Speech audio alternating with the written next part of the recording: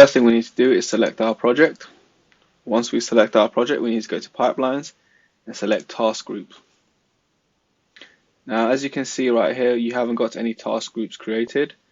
You can import a task group, but for this demonstration, we're not going to do so. So first, we need to create it in our release. So let's go to our release.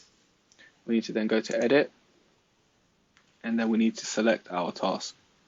Okay, so we're going to use this Azure blob file copy for the Parts Unlimited WebZip file that we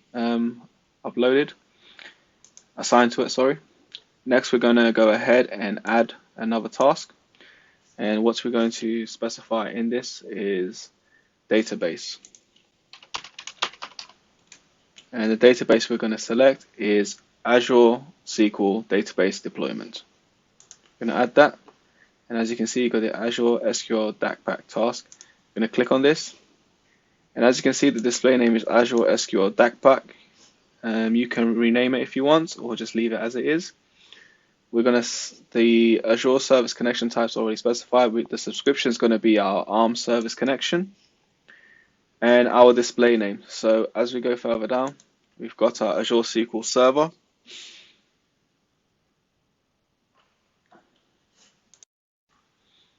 So we will change this as it specifies, so it's easier for everyone to follow. SQL Server authentication. Let's go further down. Now we need to specify the Azure SQL Server. So DevOps SQL Server database.windows.net, and for the database itself, we're going to call it DevOps log, and for the login we put DevOps admin. And then for the password, I'm just going to put example password 1. All right. Now in the next section, we've got right here the deployment package. We've got a deploy type, so we've got SQL DACPack. And what we need to do is change our action. I'm sorry, not change our action, change our type. So we're going to change it to inline SQL script. What I have done is this is the script that is provided in the skill pipe, and you can't copy it because it's actually a picture. So you're going to have to manually type this, so please be aware of all the syntax and all the upper cases and the lower cases. And what we next need to do is then go ahead and press save and select OK.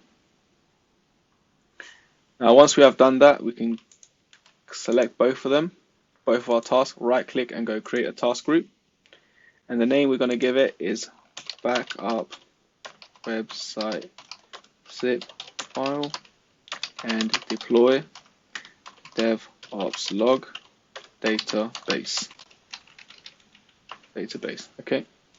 And the description we can put in if you want to, or we can just leave it. We've got categories, so we've got build, deploy, package, utility, and test. So we're going to stick to deploy. And then select create. Okay, so the test group database has been created. And if you notice, they have now been packaged as one task group, and they're not separate anymore. So from the task drop-down list, we're going to select test team A. We unfortunately have actually not got them on this particular demo, so I'm just going to go back and edit that. Oops, we need to save it. Make sure you save it. Go to release, go to edit. I'm just going to clone this. I'm going to name it test team A. You should have done this in a previous demo, so if you still have it, you can keep it. If not, just go ahead and clone and create it just for this particular demo. Now when we go to tasks up here, oops, let's go back to pipeline, let's go to task. We're going to select test team A. And once we select test team A, this is the deployment.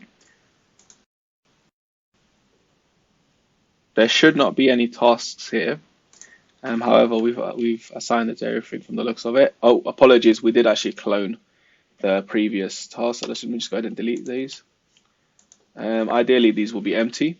So let's go ahead with the demo, and we're going to add a new agent job. Okay. And we're going to also add a new task called backup. So let's not task. So we're going to look for a task, the backup, and we're going to select the backup zip file. So as you can see right there, we're going to go ahead and add that. And that's essentially how you add a task group into your jobs within your release pipeline and in a specific stage.